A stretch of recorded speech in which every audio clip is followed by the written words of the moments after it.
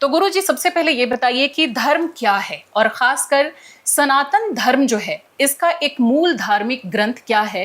क्योंकि बाइबल हम देखते हैं क्रिश्चियनिटी के लिए, इस्लाम के लिए कुरान देखते हैं, लेकिन हमारे युवा जब ये सर्च करने चलते हैं कि हम धर्म का ज्ञान कहाँ से लें, तो एक किसी मूल ग्रंथ की बात नहीं आती। उनको आप किस तरह से मार्गदर्शन देंगे और धर्म क्या है, हमारी जिंदगी में धर्म का कितना महत्व है, ये बताइए। देखिए, प्रश्न आपका बहुत अच्छा है, लेकिन जब आप किसी से समता करते हैं, जब आप किसी के परस्परता में किसी को तुलनात्मक दृष्टि से देखते हैं, तो उसमें इसलिए कभी कभी मुश्किल होता है क्योंकि जिनकी आप बात कर रहे हैं वो सारे धर्म बहुत बहुत छोटे हैं, बहुत बहुत सामान्य हैं। उनके परोक्ष में, उनके सामने जो परस्पर सामने खड़ा है वो बहुत विशाल धर्म है। एक वो है जिसके पास अभाव के कारण सिर्फ सब्जी रोटी ही है, तो दूसरा कोई ऑप्शन नहीं है कि कुछ और आप खा सकते हैं। यहाँ अतिशय प्रभाव है, यहाँ आप इतने संपन्न हैं, इतने रिच हैं, इतना कुछ है आपके पास पढ़ने को, जानने को, समझने को और करने को, कि यहाँ किसी एक चीज पर अगर आप ये कहें कि कोई एक कौन सी चीज है जिसको हम पढ़कर सर्वस्व जान सकते हैं, तो यहाँ तो हर एक चीज में इतना कुछ समाहित है। और एक चीज और एक ग्रंथ का कौन बात करे, एक श्लोक केवल जीवन में अगर उतर जाए, एक रामायण की चौपाई भी अगर जीवन में उतर जाए, तो आप बाकी सारे धर्मों से कहीं श्रेष्ठ हो जाओगे।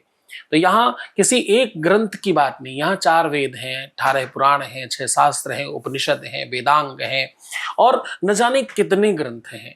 मतलब इसमें 84 लाख योनियों के लिए 84 लाख प्रमुख ग्रंथ लिखे गए, फिर 84 लाख उपग्रंथ लिखे गए, फिर 84 लाख उपांक ग्रंथ लिखे गए। तो ऐसे करके यहाँ ग्रंथों की संख्या इतनी परस्पर विशाल है, जहां हम लोगों ने केवल 4 वेद, 18 पुराण, 6 शास्त्र ही जाने, इसके अलावा और बहुत कुछ है। वेद के फिर वेदांग है, फिर उनके ब्राह्मण हैं, फिर उनके वर्ण हैं, फिर उनके पर्व हैं। तो ये करते करते एक ही ग्रंथ के हमारे पास 27 से 28 सोपान है, मतलब सीढ़ियां हैं।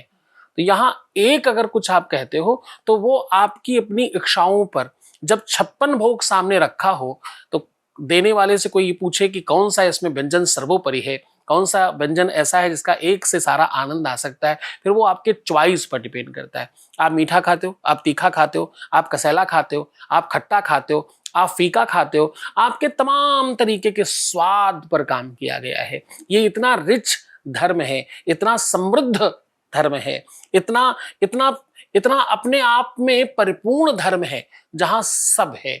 यहाँ निराकार है, यहाँ साकार है, यहाँ परस्पर वो हर प्रकार की व्यवस्था है।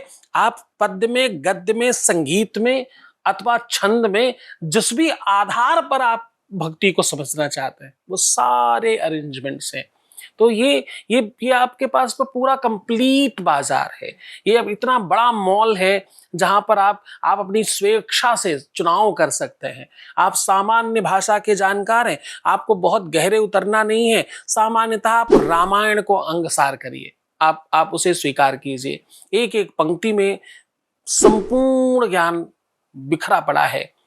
लोग कुछ मांगने जाते हैं भगवान से, ये दे दो, वो दे दो। रामायण कहती है, एक ही लाइन है रामायण की जो मैं आपको बताने जा रहा हूं, एक ही लाइन में आपका सर्वस्व उसी में छुपा हुआ है। जय विद होए नाथ हित मोरा, करहु सुबेग दास में तोरा। कुछ नहीं चाहिए, जो मेरे लायक हो, जिसके लायक मैं हूं, मुझे वही देना और मुझ पर कृपा करना, मुझ पर कृपा बनाए रखना। यहाँ बहुत है। तो वो एक कह पाना थोड़ा मुश्किल है, और ये नाइंसाफी हो जाएगी सनातन के लिए।